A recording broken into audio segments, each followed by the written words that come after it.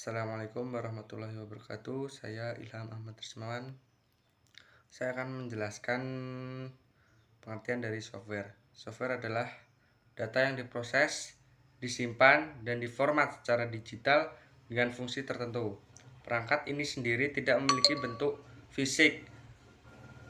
Anda bisa mengoperasikannya lewat perangkat komputer. Untuk pembuatannya sendiri, perangkat ini memerlukan bahasa pemrograman yang ditulis oleh seorang pemrogram atau orang yang ahli akan bidang tersebut.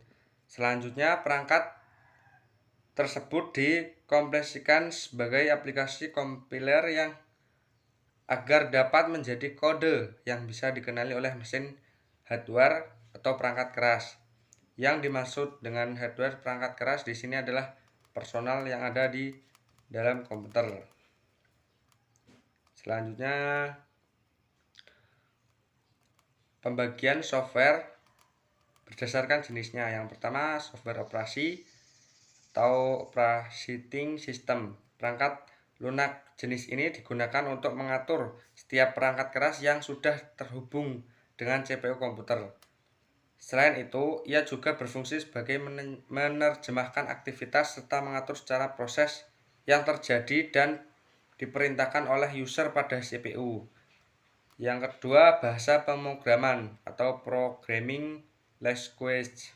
Jenis perangkat lunak yang satu ini adalah bahasa yang digunakan dalam pembuatan sebuah program. Jika ditelusuri berdasarkan contohnya, terdapat beberapa macam bahasa yang bisa kalian ketahui seperti Java, PHP, HTML, C, C++, dan masih banyak lainnya. Sekian saya akhiri. Wassalamualaikum warahmatullahi wabarakatuh. Assalamualaikum warahmatullahi wabarakatuh. Baik, saya akan melanjutkan presentasi dari saudara Ilham. Baik.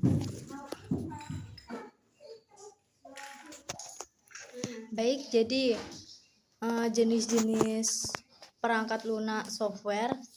Kemudian setelah DOS itu ada Windows. Jadi Windows itu adalah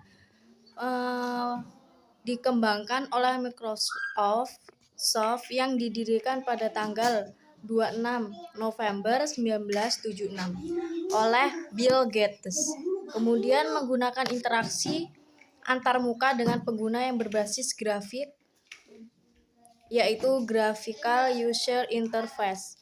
Versi pertama dari Windows ini adalah 1.0 dirilis pada tanggal 20 November 1985. Kemudian ada Unix. Unix adalah sistem operasi yang tertua yang dibuat pertama kali tahun yaitu 1969. Kemudian untuk diperlukan jaringan komputer sebagai workstation atau server, maksudnya yaitu sistem yang menyediakan pelayanan pada jaringan. Oleh sebab itu, dengan Unix sebagai server berpindah kerja dari satu jenis komputer ke jenis komputer lainnya menjadi mudah. Namun Unix berasal dari kata unique, yaitu Unix-Placed Information and Computing System, yang dicetuskan oleh Brian Cringham tahun 1970. Kemudian perangkat lunak bahan pemrograman yaitu digunakan untuk membuat, menyusun serangkaian instruksi tertentu dan menerjemahkannya dalam bahasa mesin untuk dijalankan oleh sistem komputer. Bahasa pemrograman digunakan oleh para programmer atau ahli komputer untuk membuat berbagai aplikasi. Kemudian bahasa pemrograman dikelompokkan dalam kategori yaitu bahasa mesin tingkat rendah, bisa disebut dengan low level language. Kemudian bahasa mesin tingkat sedang bisa disebut dengan middle level language, yaitu bisa berupa C++, C. Kemudian bahasa mesin tingkat tinggi bisa disebut dengan high level language. bisa disebut dengan Java Pascal Basic. Cukup sekian, presentasi akan dilanjutkan oleh Saudari Anggun. Terima kasih. Wassalamualaikum warahmatullahi wabarakatuh. Assalamualaikum warahmatullahi wabarakatuh. Perkenalkan, nama saya Anggun Fiona Violita. Di sini saya akan mempresentasikan materi tentang perangkat lunak penanganan kinerja atau utility. Apa sih fungsinya perangkat lunak penanganan kinerja ini? Fungsinya yaitu untuk mendukung dan meningkatkan program-program dalam sebuah sistem komputer agar kinerja komputer semakin maksimal. Utility internal software yang dimiliki oleh sistem operasi dapat digunakan dan tidak dimiliki oleh sistem operasi Windows, antivirus, Avira, MVIS, dan Norton.